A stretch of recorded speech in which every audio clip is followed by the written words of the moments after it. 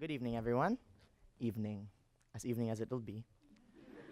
Well, as all of you probably know, this is San Francisco, or where it is generally. And over here is the Philippines, my country. Okay, this is my school. It's full of competitive and smart, science geeky teens that work really hard, and they're all nice people. I mean, well, yeah. Mm. This is me. I'm not competitive and I'm not really sciencey and I don't really put much effort into most things. I'm very relaxed and I like chilling and doing really nothing. I'm very carefree, stuff like that. So before PGC, I cared about the environment, but in a passive way. It's like, okay, I care, but I don't really do anything about it. Um, as I said, I was very relaxed and chill and etc. So these are the challenges that we had to do. And I assure you, they made me a very not relaxed person. I had to abandon my ways. Okay, my parents, they strongly encouraged me to take upon this challenge. And when I first won, I was like, oh wait, I can do it. I can win. I didn't think it was possible.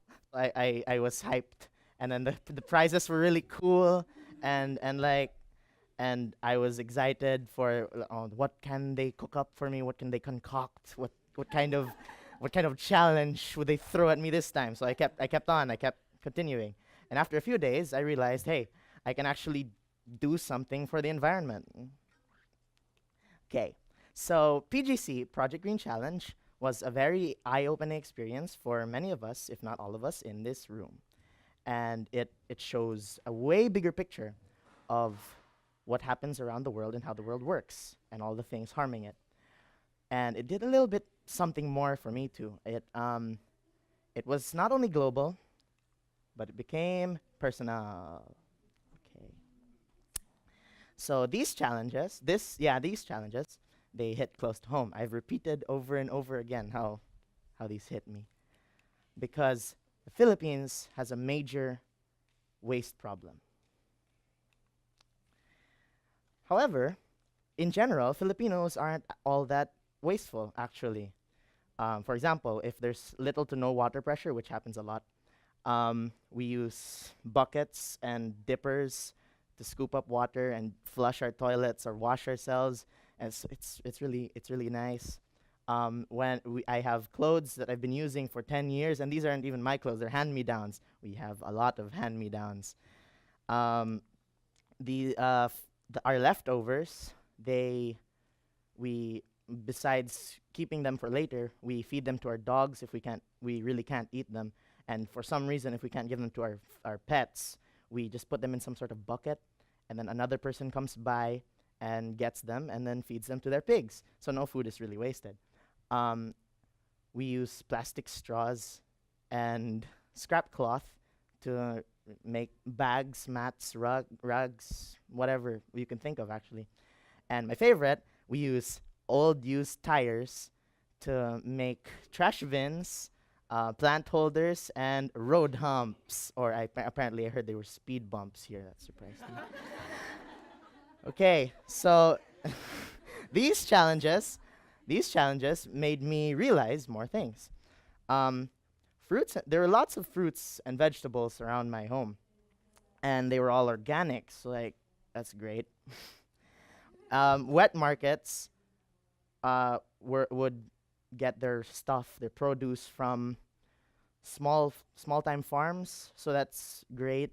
And so we decided PGC helped me decide to buy from them instead of the big supermarkets. Yeah. And these are cows. well, well, you see, in the Philippines, when you go around, you can see cows, etc., goats, carabaos, as we call them. They're just water buffaloes. We see them everywhere, just grazing, being free. You know, it's great. It's nice to look at, and I promote this. And I'm a meat lover. I love meat so much. But then I because of PGC, I push for at least once a day, maybe sometimes twice, that I go meatless. So Filipinos don't really know much about where their energy comes from. We didn't really know about stuff like carbon footprint or water, virtual water, right? That's what it's called. So me, would like to continue to educate more about this because people make better choices when they know what they're signing up for. These challenges, on the other hand, they alarmed me. You remember that app, the one that they talked about, the one that you could check the ingredients or products that were found in it to see if they were healthy or toxic to us? Well, guess what? Almost none of them in my house were in the app.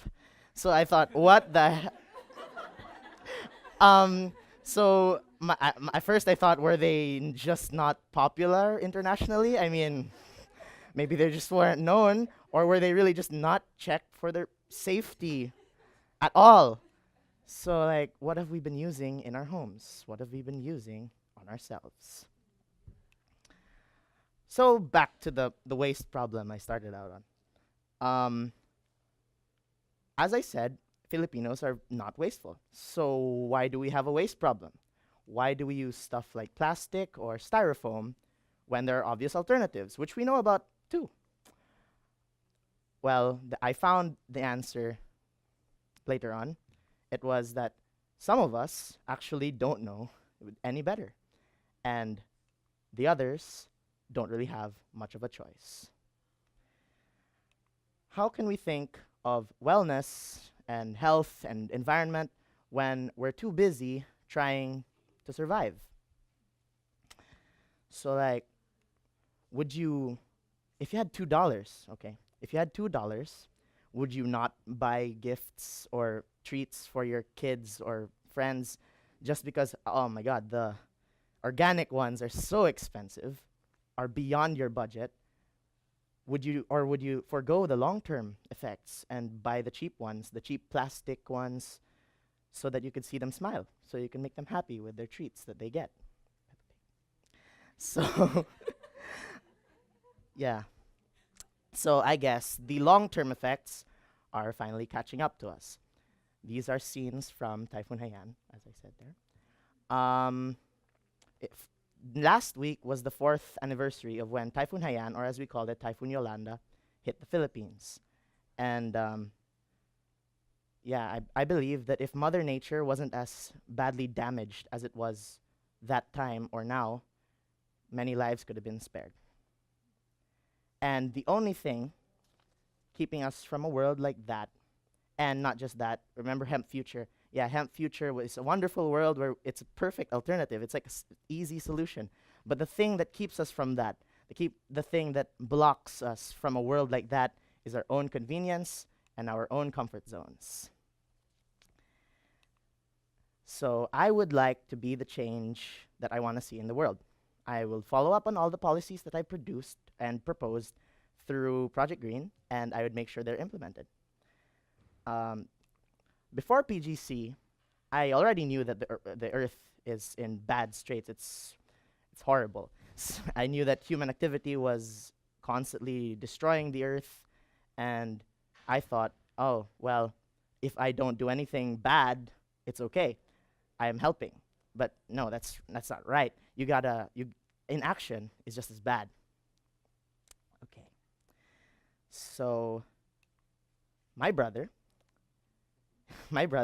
he says, what's the term? Go organic. Whenever we find stuff to look at, he says go organic, and then he forces us to choose the organic choice. And every Monday he would scream meatless Mondays. So, and he's only 5 years old. I also got other friends and family in on this too. So yeah, when people want to, and when there are incentives and all these stuff, people can mobilize, people can change. Change is possible, even through someone like me. I would want to push this campaign, the Mind Your Waste campaign. It's where you educate about waste from food to water, and provide options for sustainability. PGC sparked something inside me. I love the earth and everything in it. I want to inspire change. I choose to act. Thank you very much.